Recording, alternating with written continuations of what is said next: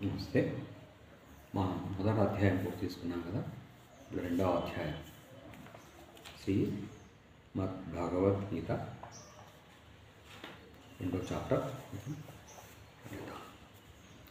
ఓం శ్రీ పరమాత్మనే నమః. అత ద్వితీయోధ్యాయ సాంఖ్యయోగః. సంజయ ఉవాచ తం తథా కృపయావిష్టం అశ్రుపూర్ణాకులేక్షణం విషీదంతమిదం వాక్యం ఉవాచ మధుసూదనా.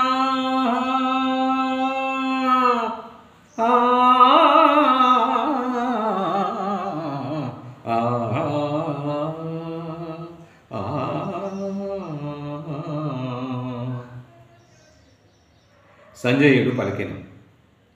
ఈ విధముగా కరుణాపూరిత హృదయుడైన అర్జునుని కనులలో ఆశ్రువులు నిండి ఉండెను.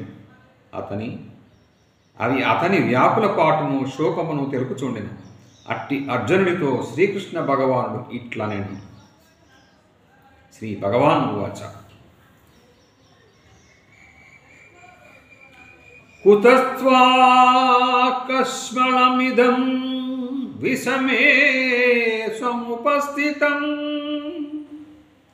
అనార్యజుష్టమస్వర్గైమం అకీర్తకరమర్జున. శ్రీ భగవానుడు ఇట్లనను. ఓ అర్జున, తగని సమయములో ఈ మోహము నీకు ఎటు దాపురించినది? ఇది శ్రేష్ఠులచే ఆచరింపబడినది కాదు, స్వర్గమును ఇచ్చునదియూ కాదు, కీర్తిని కలిగించినదియూ కాదు.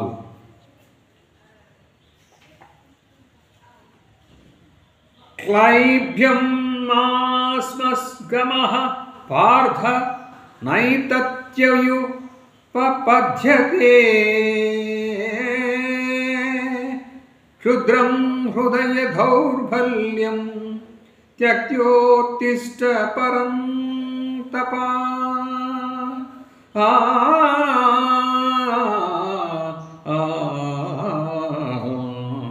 కావున ఓ అర్జున, పెరిగితనమునకు లోను కావద్దు. నీకిది ఉచితం కాదు. ఓ పరంతప, తుచ్చమైన ఈ హృదయ దౌర్బల్యమును వీడి యుద్ధములకై నడుము బిగింపుము. అర్జున ఉవాచ కథం భీష్మమహం సంఖ్యే ద్రోణం చ మధుసూదన ఇషుభిః ప్రతియోత్యామి పూజార్హావరిసూదన.